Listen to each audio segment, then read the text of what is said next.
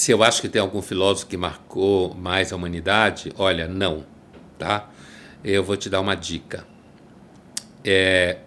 Sabe quando alguém pergunta para você, tomando você hipoteticamente aqui, não você que está me ouvindo e vendo, mas como alguém que tem um repertório razoável, que lê bastante há muitos anos, de forma consistente, e alguém pergunta para essa pessoa qual é o livro que mais marcou você na vida, essa pergunta é normalmente pergunta de quem leu pouco, né? Porque quando você lê muito, não tem um livro que mais te marcou na vida. Só se você for adolescente, tiver permanecido como adolescente. Não tem, não tem. Se alguém responder essa pergunta é porque essa pessoa lê pouco, pode ter certeza. Se a gente passar para a questão do filósofo que teria mais marcado a humanidade, não é exatamente a mesma pergunta, né? A mesma pergunta seria qual é o filósofo que mais marcou você. Se você é um filósofo profissional de carreira, você sabe muito bem que existem muitos filósofos que são importantes na tua formação. Não existe um filósofo que tenha mais marcado a humanidade. Porque, na verdade, não existe ninguém que tenha mais marcado a humanidade se você resolver abarcar a história, inclusive na sua imensa dimensão geográfica, dentro do planeta, eu quero dizer. Mas existem alguns filósofos que seguramente foram bem importantes. Por exemplo, Platão. O Platão, a sua herança vai marcar o cristianismo, a sua herança vai marcar a ideia que exista algum modo organizado e racional de se pensar numa vida material e numa vida eterna, imaterial e mais perfeita, né?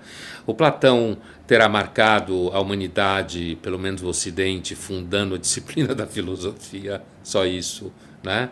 Ele terá marcado a humanidade na medida em que ele produziu a primeira concepção de utopia política, né?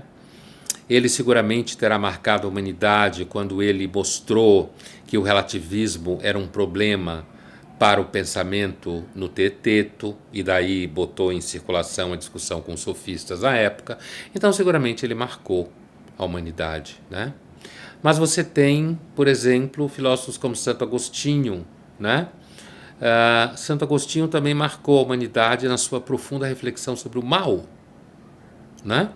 No Ocidente, pelo menos. Kant, né? Kant marcou muito a modernidade, né? Com a sua ideia de ética deontológica, como se fala, a ética, só é ético aquilo que vale para todo mundo, né? E, portanto, levantou um argumento muito poderoso em relação à ética, a vocação da ética universal, para valer, né? A própria noção de direitos humanos descende, de certa forma, de uma concepção como essa, né? Ao mesmo tempo, se você pensar em filósofos como Locke, criador do pensamento liberal, do conceito de tolerância, ainda que localizado ali na Inglaterra, na Guerra Civil inglesa, entre denominações protestantes distintas, principalmente, ele marcou a humanidade levantando a ideia de que o Estado e o vizinho não devem interferir na sua fé e, portanto, não devem interferir na sua concepção de como viver, a ideia de que os indivíduos teriam direito a certas escolhas, que o Estado não deveria se meter, né? Isso marcou profundamente a modernidade, né? Especificamente.